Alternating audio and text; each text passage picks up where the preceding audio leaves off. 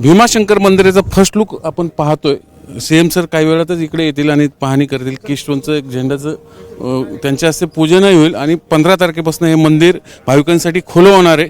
त्याच्या आधी स्वतः मुख्यमंत्री या सगळ्या परिसराची पाहणी करताय। पुण्याचे कलेक्टर जितेंद्र डोडी सरांनी अवघ्या 5 महिन्यात या काम पूर्ण करायला जवळपास 1.5 वर्ष लागले असते, पण त्यांनी अवघ्या 5 महिन्यात हे सगळं काम पूर्ण करून घेतलेलं आहे। समोरचा पायरी मार्ग असेल, इकडे दीपमाळ असेल, एकूण मी हा सगळा प्रोजेक्ट जवळपास जर पाहिलं तर 500-550 कोटींच्या पुढे आहे। कलश पूजन होईल। काय काय असणार आहे मुख्यमंत्री? आज माननीय मुख्यमंत्री या ठिकाणी येत आहेत। आज त्यांचा पाहणी दौरा आहे। या पाहणी दौऱ्यानंतर आज सभामंडप आहे। सभामंडपाचं काम जो डोम आहे, डोमचं पूर्ण होत आलेलं आहे। त्या डोमचा हा शेवटचा दगड आहे, हे लॉक आहे, किल्ली आहे, ती शेवटची ते शेवटचा दगड मुख्यमंत्र्यांचे पूजन होईल।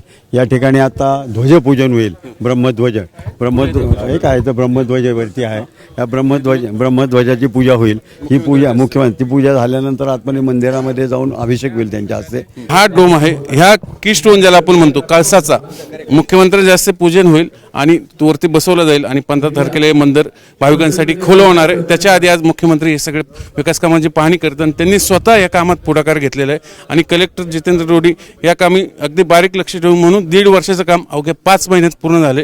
ही खूप मोठी अचिव्हमेंट असणार आहे या सगळ्या मंदिरासाठी। व्हिडिओ जर्नलिस्ट विकी कांबळे, चंद्रकांत फुंदे, जे मीडिया, पुणे।